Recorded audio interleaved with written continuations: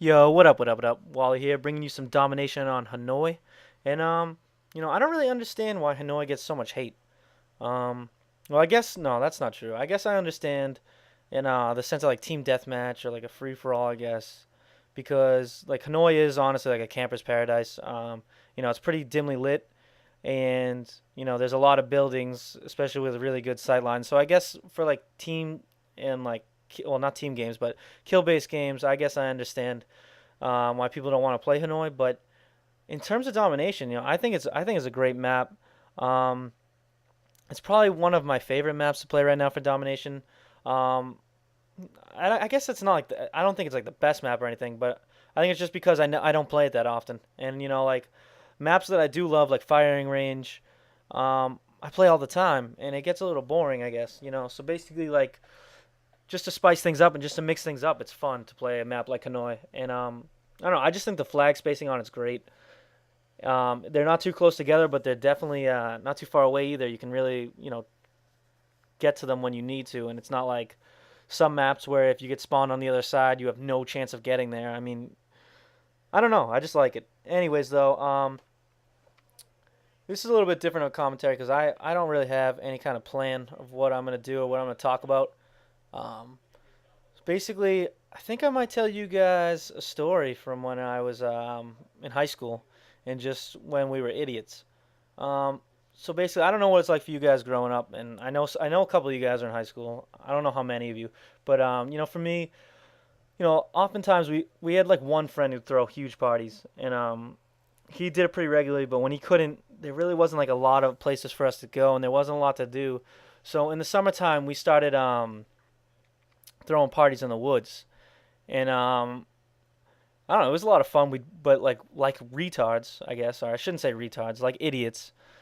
We decided to build big bonfires in there. Like it wouldn't set off a huge smoke signal that would just let everyone know what we were doing. But for some reason, we continue to build fires, and we continue to do it and continue to do it. Eventually, to the point where I guess someone like living around the area where the woods were, um, they called the cops, and the cops did something that I'm pretty sure is not legal, but no one really challenged them on it. They didn't come into the woods to get us. Instead, they took down the license plates of everyone that was there at the like around the woods, parked around the woods that they could tell was actually in the woods, and they found out who they were or where the cars were registered and the parents and stuff, and they sent the parents a letter stating that their child was drunk driving, and they didn't even know if we were drinking or not, like who was drinking. I mean, obviously there were kids drinking in there. I'm sure they could, suspect that, and they were right in that. But like my friend, for instance, was DD in that night, and he got a letter sent to his parents saying that he was drunk driving. I don't know, it was pretty messed up. But anyways, you think that would deter us, and stop us from going there? But of course, being young and stupid, it didn't, and we continued to go. And we kept going and we kept going, and I think the police were pretty aware of this, and it came to the point where they had had enough, and they decided that they were going to catch us. So on that particular night that it happened, um, there were a lot of kids in there. There were probably around like 100 kids in the woods, and I mean I don't know if that's a pretty decent amount, I think at least. And there was only a couple ways to get out of the woods. So basically, oh, a couple of paths. You could run like out into the wilderness and get through, I guess. Wilderness. That's a weird way to describe it. But anyways, so what happened on this particular night was the town police pulled up on one side. So there was like another side that went down out to like a main road that you could get out that was like out of the town that we lived in another town. So we're like, oh, we'll just go this way and we'll get out. So people start heading down that way, and it turns out that the state troopers pulled up on that side. So now we're all trapped in there, like sandwiched, and I don't know, we were like a pretty large group of friends with us at the time. I think it was like 20 of us. They're like good friends, and we're trying to think like how we're gonna get out of there. And we're kind of freaking out now because we realize that we're trapped, and we're not gonna really have a way to get out. And me and two of my other friends at the time both ran cross country at the time, so we were like all in decent shape. We could run, and we knew these woods really really well. So what we decided to do was let the cops catch up to us and lead them into the woods. And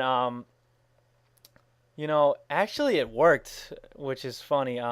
They started catching us and we brought them down this one trail and we just led them as deep as we could into the woods.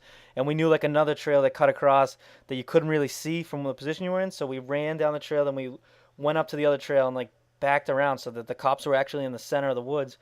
And we started like trying to sneak out. But the problem was that by that point, almost everyone had been either caught or had gotten away. So basically, it was like the three of us. Then we met up with a couple of our other friends. And the things that made matters really worse were that I think the cops kind of started to understand what we had been doing, and they started roaming patrols all around the neighborhoods that um, encircled the woods. So basically now we still have the state troopers on the other side. Most of the kids are gone, so there's no really distractions, and there's about 7 of us left. And one of them was our friend who was injured at the time and was actually on crutches and could barely walk.